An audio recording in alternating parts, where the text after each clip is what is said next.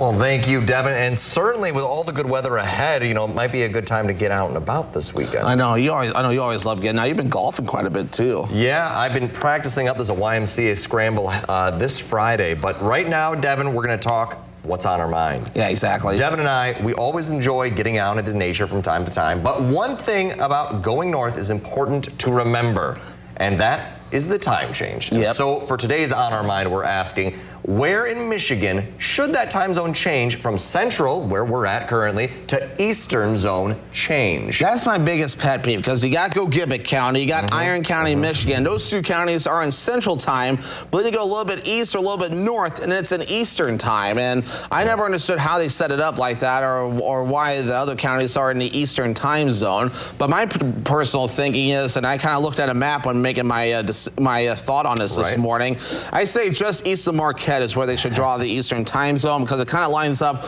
with Indiana, which is where that eastern time zone is as well. So I feel geographically that's where that would make sense to me. That's not a bad idea. I like that a lot. I think that line in Indiana, Illinois, that going north kind of runs near Escanaba to Marquette, kind of somewhere in there. But yeah, I like that a lot, especially for western UP.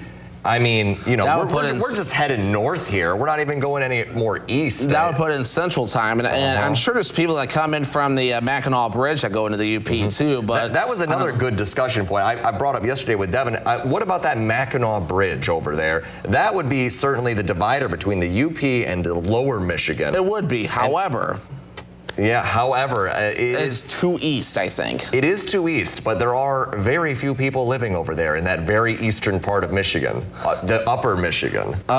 Yeah, I know, right? So, yeah, try to keep those straight. So, well, I don't know if anything will ever happen to that or not, but I definitely think something should happen with that, because I think right now you're trying to go up into the UP, at least in our neck, from like here in Rhinelander up to the UP, and that gets very confusing. Well, when you try to head up, to the Porkies, you kind of run it, on the edge there, on Noggin, that area. And then there's, Houghton certainly is in the eastern time zone, and then up in the Keweenaw. And it's just difficult if you're making those day trips, because Houghton is only a 2-hour drive from Rhinelander.